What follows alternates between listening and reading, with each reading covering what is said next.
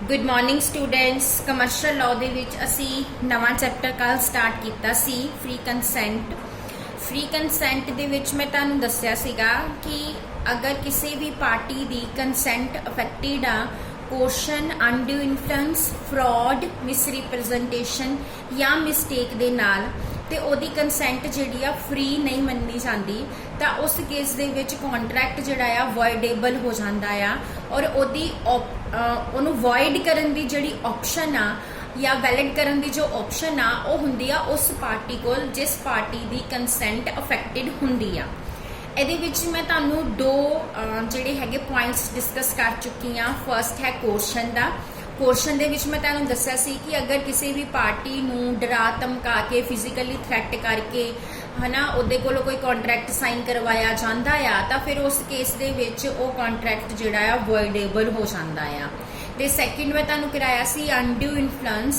Undue influence ਦੇ ਵਿੱਚ मैं ਤੁਹਾਨੂੰ ਦੱਸਿਆ ਸੀ कि अगर किसी पार्टी ਦੀ पोजीशन इन्नी स्ट्रोंग आ कि वो दूसरी पार्टी ਦੀ विल ਨੂੰ डोमीनेट कर सकती है तो वो उस पोजीशन ਨੂੰ यूज करके ਉਹਦੀ कंसेंट ਲੈਂਦੀ ਆ फिर उस केस ਦੇ ਵਿੱਚ भी कॉन्ट्रैक्ट ਜਿਹੜਾ ਆ वॉइडेबल ਹੁੰਦਾ आ। ਅੱਜ ਅਸੀਂ थर्ड पॉइंट करना आ फ्रॉड ਦਾ। सो अगर किसी पार्टी की कंसेंट फ्रॉड नाल लई जाती आ तो उस वेले भी ये मन्निया जाएगा कि उसकी कंसेंट जिहड़ी आ फ्री नहीं आ ते कॉन्ट्रैक्ट जिहड़ा हैगा आ फिर वो वैलिड नहीं होएगा बल्कि वॉइडेबल ही होएगा। और ऑप्शन किहदे कोल होएगी उस पार्टी कोल जिहदी कंसेंट इस तरीके नाल फ्रॉड करके लई गई आ। हुण फ्रॉड का मतलब की हुंदा?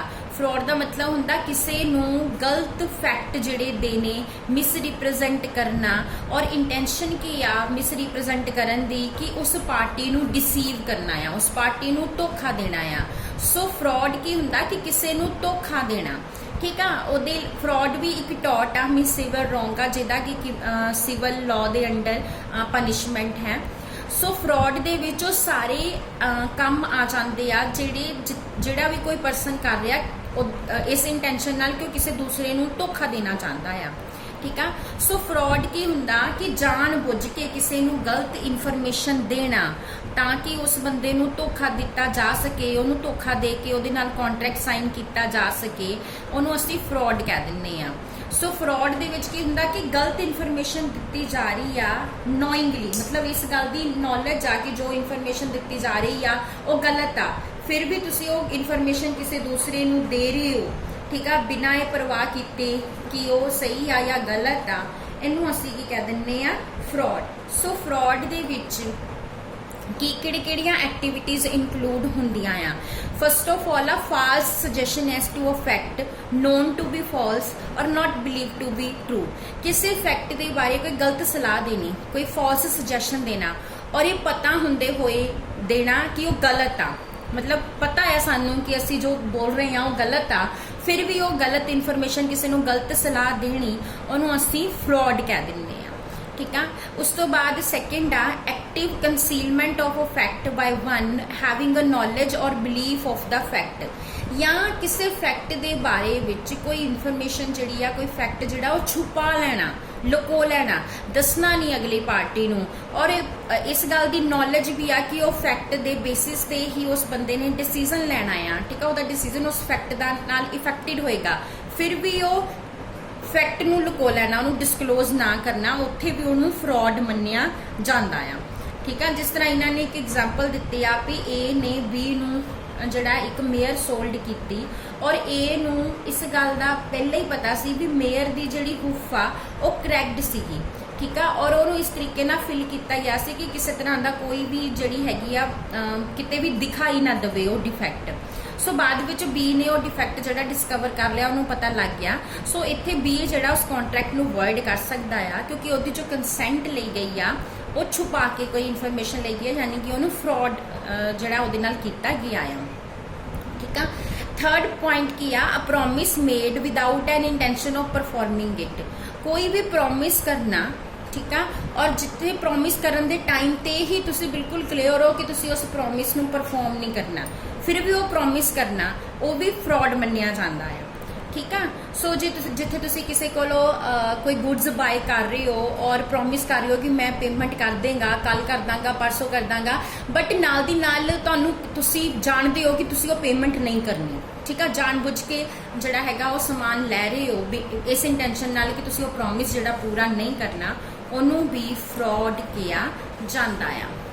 उस तो बाद नेक्स्ट है any other act fitted to deceive, है ना, कोई भी काम करना और कोई भी काम करना जिथे इंटेंशन किया दूसरे बंदे नू धोखा देने, ठीक है। सो किसी नू गलत इन्फॉर्मेशन दे के कोई कॉन्ट्रैक्ट साइन करा लेना, ठीक है, उन्होंने फ्रॉड ही किया जाता है। उस तो बाद है एनी सच एक्ट और omission as the law specifically declare to be fraudulent, कुछ ना एक्टिविटीज़ लॉ ने ही डिक्लेयर की हुई हैं कि ये वाले काम करने जोड़े है फ्रॉडुलेंट आ, फ्रॉड ने। सो यहो जिहा कोई काम करना जिन्हों कि लॉ ने ही फ्रॉडुलेंट डिक्लेयर किया होया आ, वो भी जिहड़ा फ्रॉड मन्निया जाता है, ठीक है। जिस तरह किसी भी जो इंसॉल्वेंसी चल रही होंगी है तो इंसॉल्वेंसी के टाइम तो पर्सन किसी नाल भी अपनी कोई भी प्रॉपर्टी सेल करने का कॉन्ट्रैक्ट नहीं कर सकता होंदा, लॉ ने इहनूं फ्रॉड डिक्लेयर किया है। सो यहो जिहा कोई काम करना भी फ्रॉड आ, ठीक है। सो ये सारे डिफरेंट पॉइंट्स ने जिहड़े कि फ्रॉड दे विच कवर हो जाते हैं। उस तो बाद आ एलीमेंट्स ऑफ फ्रॉड, फ्रॉड के की एलीमेंट है। First of all fraud must have been committed by a party to a contract, fraud किहदे द्वारा किया गया, जिहड़ा कि कॉन्ट्रैक्ट की पार्टी सी या उहदा एजेंट सी, किसी स्ट्रेंजर जिहड़ा कॉन्ट्रैक्ट नाल जिहड़ा कोई लेना देना नहीं है, कॉन्ट्रैक्ट की पार्टी नहीं है, उहदे द्वारा किया गया फ्रॉड जिहड़ा है वो कॉन्ट्रैक्ट की वैलिडिटी नूं अफेक्ट नहीं करता। Second there must be any one of above mention ingredient in act of fraud, हुणे मैं तुहानूं 5 पॉइंट दसे ने जिन्होंने फ्रॉड किया जाता है, तो उन्होंने 5 चों कोई भी एक एलीमेंट जिहड़ा आ अगर इंग्रीडिएंट जिहड़ा प्रेजेंट आ।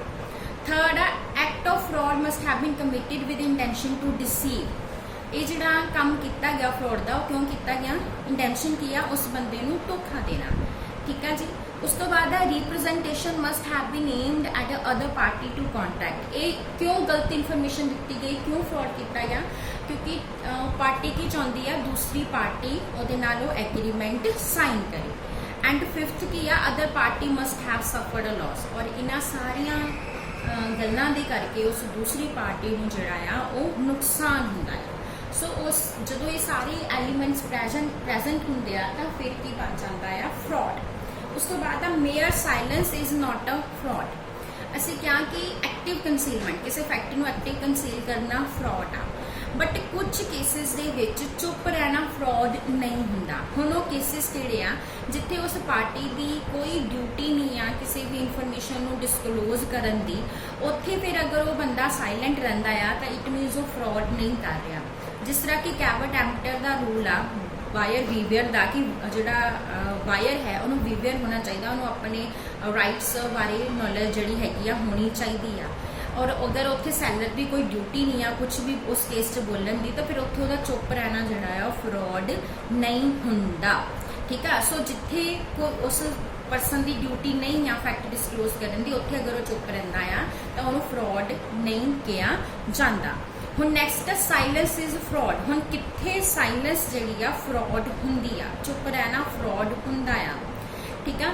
फर्स्ट है फिड्यूशरी रिलेशनशिप, फिड्यूशरी रिलेशनशिप मैं तुहानूं कल ही दस्सिया सी, ये रिलेशनशिप हुंदा ट्रस्ट का, जो एक बंदा दूसरे ते ट्रस्ट करता, जो दो पार्टीज ਇਹੋ ਜਿਹੀਆਂ ਰਿਲੇਸ਼ਨ ਹੈਗੀਆਂ कि एक दूसरे ਤੇ ट्रस्ट कर रहा सिर्फ इस करके कि वो बंदा इनवॉल्व हो कॉन्ट्रैक्ट में साइन कर रहा बिना कुछ होर पता किए, फिर उत्थे कोई भी फैक्ट आ उन्होंने डिस्कलोज करना उसकी ड्यूटी बनती है, जो उत्थे वो साइलेंट रहिंदा आ तो फ्रॉड मन्निया जाता। सैकेंड आ कॉन्ट्रैक्ट ऑफ इंश्योरेंस, इंश्योरेंस के केस चाहे वो मरीन फायर लाइफ कोई भी इंश्योरेंस हो, इंप्लाइड कंडीशन होंगी आ कि जिन्ने भी इन्फॉर्मेशन आ उन्होंने फुली डिस्कलोज किया जाए, कंपनी ने भी फुली डिस्कलोज करना होंदा आ ते इंश्योर्ड ने भी फुली डिस्कलोज करना होंदा। सो उत्थे भी अगर कुछ इन्फॉर्मेशन कंसील की जाती आ साइलेंट रहा जाता आ तो उन्होंने फ्रॉड मन्निया जाता आ। उस तो बाद आ कॉन्ट्रैक्ट ऑफ मैरिज, जो मैरिज का कोई कॉन्ट्रैक्ट होंदा दो पार्टीज की मैरिज हो रही आ, दो लोगों की नॉट पार्टीज दो लोगों का ब्याह हो रहा, सो उत्थे भी अगर कोई एक परसन दूसरे तो कुछ इन्फॉर्मेशन अपने बारे छुपा रहा जिहड़ी कि उन्हें दसनी चाहिए आ, ठीक है, उत्थे भी फिर उन्होंने फ्रॉड ही मन्निया जाता है। उस तो बाद नैक्सट है कॉन्ट्रैक्ट ऑफ द फैमिली सैटलमेंट्स, जिथे फैमिली सैटलमेंट हो रही आ, कोई फैमिली पार्टीशनस हो रही आ, सो उत्थे भी हर इंफॉर्मेशन जिहड़ी हैगी आ प्रोवाइड करनी जरूरी हुंदी आ। एंड नैक्सट है शेयर अलॉटमेंट कॉन्ट्रैक्ट। ਜਦੋਂ ਕੰਪਨੀ ਪ੍ਰੋਸਪੈਕਟਸ ਇਸ਼ੂ ਕਰਦੀ ਆ ਪਬਲਿਕ ਲਿਮਟਿਡ ਕੰਪਨੀ, ਤਾਂ ਉਹਦੀ ਵੀ ਇਹ ਡਿਊਟੀ ਹੁੰਦੀ ਆ ਕਿ ਉਹਨੇ ਪ੍ਰੋਸਪੈਕਟਸ ਦੇ ਵਿੱਚ ਆਪਣੀ ਕੰਪਨੀ ਦੇ ਬਾਰੇ ਵਿੱਚ ਫੁੱਲੀ ਇਨਫੋਰਮੇਸ਼ਨ ਪ੍ਰੋਵਾਈਡ ਕਰਨੀ ਆ। ਸੋ ਉੱਥੇ ਵੀ ਚੁੱਪ ਰਹਿਣਾ ਫਰਾਡ ਮੰਨਿਆ ਜਾਂਦਾ ਆ। ਨੈਕਸਟ ਆ where the silence itself is equivalent to speech. ਹੁਣ ਕੁਝ ਕੇਸਿਸ ਇਹੋ ਜਿਹੇ ਹੁੰਦੇ ਜਿੱਦਾਂ ਇਹਨਾਂ ਨੇ ਐਗਜ਼ਾਮਪਲ ਦਿੱਤੀ ਆ, A says to B, if you do not deny it, I shall assume that a horse is a sound। कि अगर तू मना नहीं करूँगा तो मैं मान लाँगा कि हॉर्स जड़ा बिल्कुल ठीक आ। And A say nothing, A ने कुछ नहीं किया, उत्थे साइलेंस ही स्पीच हो जाती है, चुप रहना ही बोलन दे बराबर हो जाता है। So in case of fraudulent silence, contract is not voidable if the party whose consent was so obtained had a means of discovering the truth। But अगर उस केस दे विच फ्रॉड नहीं मन्निया जाता चुप रहना, जिथे दूसरी पार्टी को पूरी मतलब कि अपॉर्चुनिटी हुंदी आ कि वो ट्रुथ नूं फाइंड आउट कर सकती हुंदी आ, बट उन्हें फाइंड आउट नहीं किया, फिर उत्थे दूसरी पार्टी का चुप रहना फ्रॉड जिहड़ा आ नहीं मन्निया जाता। हुण इहदियां दो एक्सैप्शनस हैगियां आ जिथे साइलेंस नूं फ्रॉड मन्निया जाता।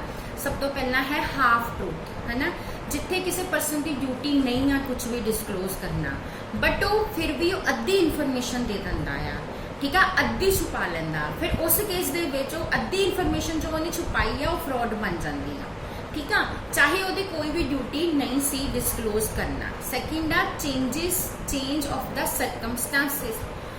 कुछ वेले कई केसिस की हुंदा कि जदों कोई इन्फॉर्मेशन दसी जाती है वो सही हुंदी आ, बट बाद विच कुछ सर्कमस्टांसिस चेंज हो गए जदों वो इन्फॉर्मेशन गलत हो जाती है, फिर उस केस दे विच उस पर्सन की ड्यूटी बनती है कि वो चेंज सर्कमस्टांसिस बारे दूसरी पार्टी को इन्फॉर्म करे।